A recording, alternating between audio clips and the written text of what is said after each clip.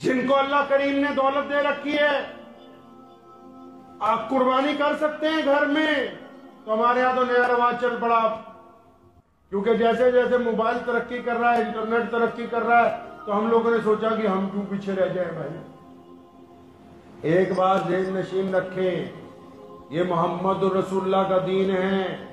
ایسی ٹیکنالوجی بھی جب آنے والے دنوں میں آ جائے گی نا کہ آپ ایک جگہ کھڑے ہوں گے، 2 بٹن دبائیں گے تو 15 سیکنڈ میں دوسری جگہ پہنچ جائیں گے، تب بھی خانہ کعبہ کا طواف پیدل چل کر ہوگا، تب بھی حجر اسود کا بوسہ لینا ہی پڑے گا، تب بھی صفا و مروہ پر چلنا پڑے گا، تب بھی جا کے جمعرات پر شیطان کو کنکریاں مارنی پڑے گی، تب بھی اپنے گھر میں لا کے جانور ذبح کرنا پڑے گا۔ اس دین کے اندر کوئی رتی بھر کی تبدیلی نہیں کر سکتا۔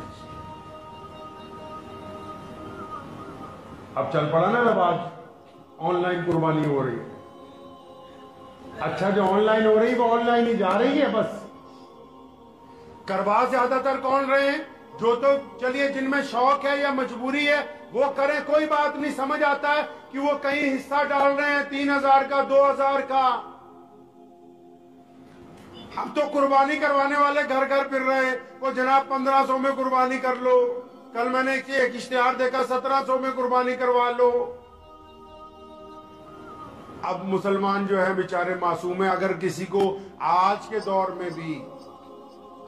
دور میں بھی پوری دنیا میں سب سے سستا اور جلدی چورن جو بکتا ہے وہ مذہب کا ہے، کسی بھی دیش میں چلے جاؤ، تو اب وہ مسلمانوں کو کہہ رہے جناب 1500 کی قربانی، 1200 کی بھی۔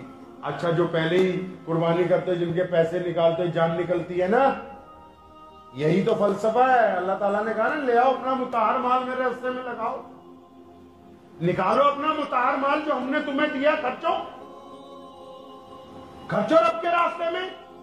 اب کئی ایسے ہو پتہ ہے گھر میں پیسے ہیں، جانور اچھا خرید کے گھر میں لا سکتے ہیں، نہیں یار کوئی سستی سی قربانی کا حصہ ڈلوا لیتے ہیں، یہ جو آپ حصہ ڈال رہے ہو بس قصہ ہی بن گیا، حصہ نہیں بڑا ہے تمہارا،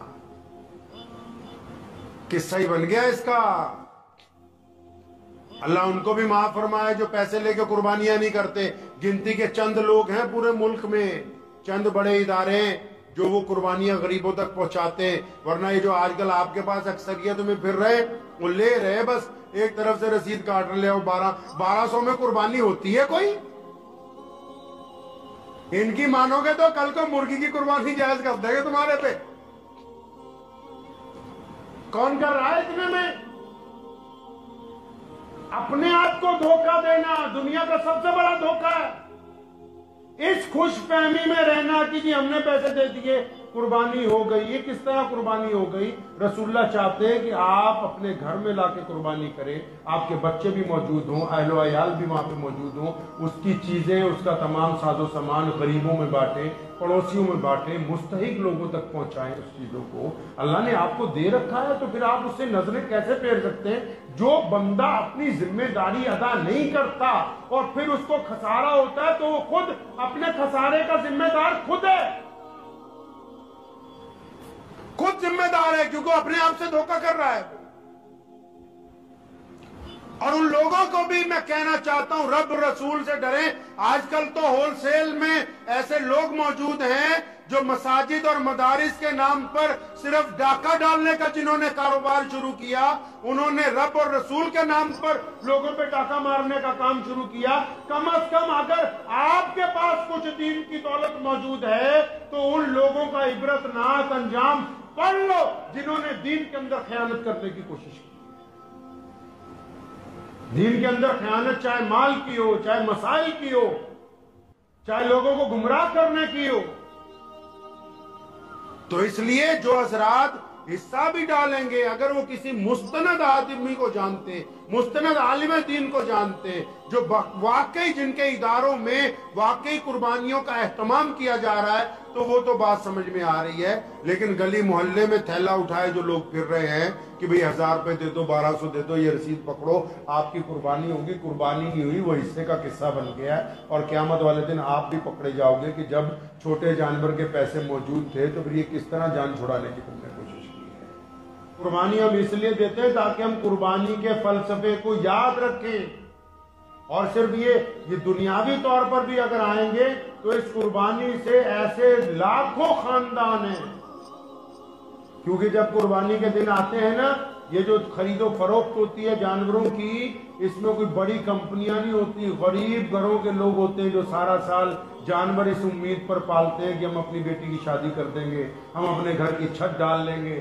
کیوں اس امید پر ہوتے ہیں کہ چلو عید آئے گی تو یہ جو ہماری چیز ہے اتنی رقم میں بک جائے گی تو ہمارا فلاں کام اس سال کا ہو جائے گا۔ اگر دنیاوی لحاظ سے بھی دیکھیں گے تو لاکھوں کروڑوں غریب خاندانوں کی جو زندگی ہے اس قربانی کی عید کے ساتھ ساتھ وہ پٹری کے اوپر آ جاتی ہے۔ تو بالکل جن لوگوں کو اللہ تبارک و تعالیٰ نے استطاعت دی ہے وہ اس عید کے دن قربانی کریں، اور ان کے جو عزیز و اقارب، جو یار دوست یا پڑوسی جو مستحق ہیں، جن کے ہاں قربانی نہیں ہوتی، یہ جو آپ نے گوشت تقسیم کرنے کا طریقہ فارمولہ سمجھا ہے نا، جتنا عمدہ رشتہ داری پاجی گئی تے پاجی آئی، یہ جو آپ نے طریقہ نکالا ہے یہ غلط ہے۔ ان تک پہنچائیں جن کے یہاں پہنچا ہی نہیں۔ آپ کن کو پہنچا رہے ہو؟ اچھا خالہ کو بھیجا، خالہ پوچھ رہی اچھا پھوپھا جی کو بھیج دیا، اللہ کے بندے آپس میں لین دین کر رہے ہو۔ جو قریب میں پڑوسی ہیں، جو مستحق ہیں، ان کی بات ہی نہیں کر رہے، جن غریبوں کو آپ جانتے ہو ان کی بات ہی نہیں کر رہے۔ ہاں جی فلاں فلاں رشتہ دار کو ہم نے بھیجنا، انہوں نے آپ کو واپس، یہ نہیں، یہ طریقہ غلط ہے، شریعت نے اس کی اجازت نہیں دی ہے۔ قربانی کا گوشت مستحق لوگوں تک پہنچنا چاہیے، اور ان مستحق لوگوں تک پہلے جن کو آپ ذاتی طور پر جانتے ہیں۔ تو دعا بھی کیجیے اللہ تبارک و تعالیٰ ان باتوں کے اوپر مجھے بھی اور آپ سب کو عمل کرنے کی توفیق عطا فرمائے۔ وآخر دعوانا الحمدللہ رب العالمین۔ جو امید ہے کہ آپ کو یہ ویڈیو پسند آئی ہوگی، اگر پسند آئی ہو تو یہ آپ اپنے دوستوں کے ساتھ شیئر کریں اور اس چینل کو سبسکرائب ضرور کریں۔